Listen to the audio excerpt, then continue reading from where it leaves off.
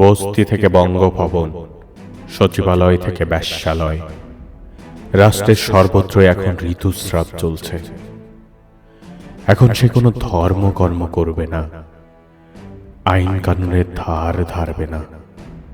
তার যে এখন ভীষণ মুড সুইং এর সময়।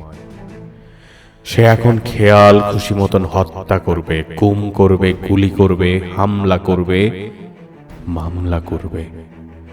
তবুও ঋতুস্রাবের সময় তাকে স্বৈরাচার বলা যাবে না। সে শাহবাগ করবে, বিরানি খাবে, দখল করবে, জবাই দিবে, ব্যাংক লুট করবে। তবুও এ সময় তাকে শাপলার কসাই বলা যাবে না।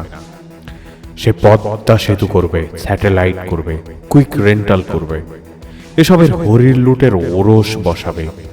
শ্রাবের সম্মানে তবুও টু শব্দটি উচ্চারণ করা যাবে না। ঋতুকালে সবাইকে রাষ্ট্রের সেবাদাস হতে হয়। সে ভোটার ছাড়া ভোট করবে, ম্যান্ডেট ছাড়া পার্লামেন্ট করবে, দিনের ব্যালট রাতে ভরবে, দল বেঁধে ধর্ষণ করবে, ঘরে ঘরে কুয়াস্তানামা বানাবে।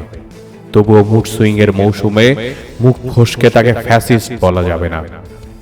সে রিজার্ভ খাবে, বেগম পাড়া বানাবে, সুইস ব্যাংকে শিষ্য হবে, ব্যাংকগুলোকে দেউলিয়া করবে। তবুও ঋতুর ওয়াক্তে তাকে তস্কর বলা যাবে না। এ সময় তাকে শুধু আহ্লাদের উত্তাপ দিতে হবে। সে সিন্ডিকেট করবে, করের উপর কর বসাবে, বাজারে আগুন লাগাবে, ডাকাতির তোরে দুর্ভিক্ষ আনবে, জনজীবনকে বানাবে হাবিয়া দোজক।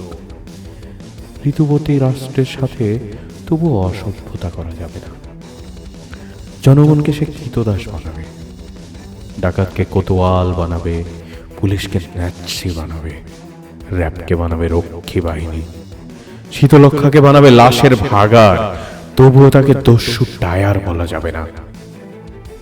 মুড সুইং এর এই সময় সত্য বলাও নাকি রাষ্ট্রদ্রোহিতা।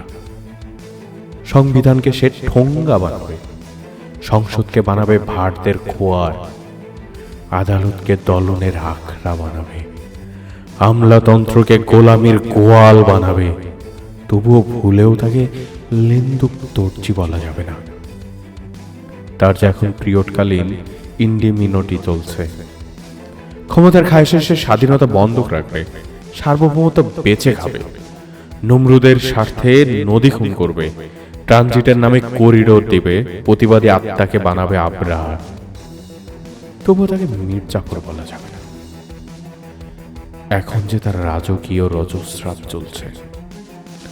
ক্ষমতার ঋতুতে রক্তের সেই স্রাব, ফ্যাসিবাদের শব্দকোষে তাই ঋতুস্রাব।